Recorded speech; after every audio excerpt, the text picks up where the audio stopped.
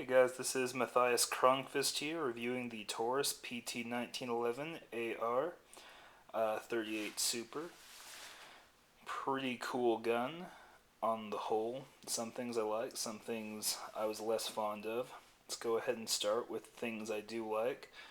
This gun is a 38 Super. It's one of my favorite calibers. Really ideal for self-defense, in my opinion.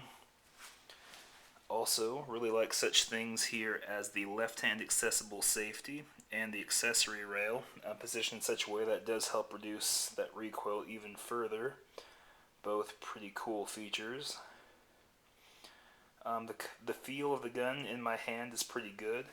It is a single stack magazine, and unfortunately I have fairly large hands, so it feels a little bit small, which I don't always like, but I also can have a very secure grip on it.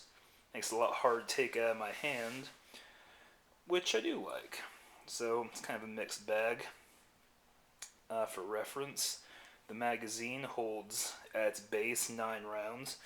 You can see I have an extended plate there, so my magazines actually hold 10 rounds, plus the one in the chamber, of course. At the moment that's empty, but you can carry up to 11 rounds in the gun of 38 Super. Pretty good. If I was going to use my carry gun, I'd probably rather have a double stack magazine, but for home defense, it doesn't really matter, doesn't impact its performance in any way. You know, if 11 rounds isn't going to do it, it's like 12 rounds, it's really going to be what makes the difference, you know? Also like the color scheme, the black and gold. That gold, by the way, it's not just a coating, it is the actual metal itself. Doesn't just chip off, which I do like rather a lot. It's very well made. Another thing I like is the reliability. I've put about 2 magazines through this. I'm not a super heavy use shooter. And I have heard complaints about these Taurus 1911s that they use MIM parts and they can break apart, but I have not had that happen. I think it's probably likely to happen for one of those really heavy duty shooters, in which case this is probably not a good gun for you, but for basic home defense and light shooting, fits my needs pretty well. Some of the bad, like I said, the grip is a little bit thin for me.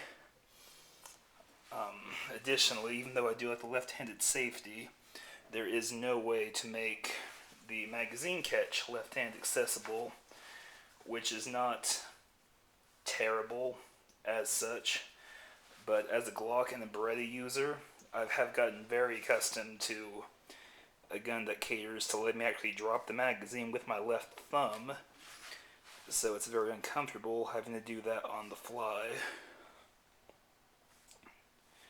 Really not a whole lot of other criticisms aside from that. If you're right-handed, you won't even notice or care about that last one. And if you're small or kind of weak, the first one probably won't really matter to you either. Only really matters if you're trying to shoot the gun one-handed or during your draw. It can be kind of awkward trying to reposition it around. Other reasons why I don't really use this for my carry gun. But, you know, for what I want it to do, it's a pretty good choice. It's not incredibly expensive. So, if you're in the market for a good self-defense pistol, it's not a very bad choice. Food for thought. This does conclude my review. If you have any questions, comments, agreements, disagreements, go ahead and comment on it. Until next time, YouTube.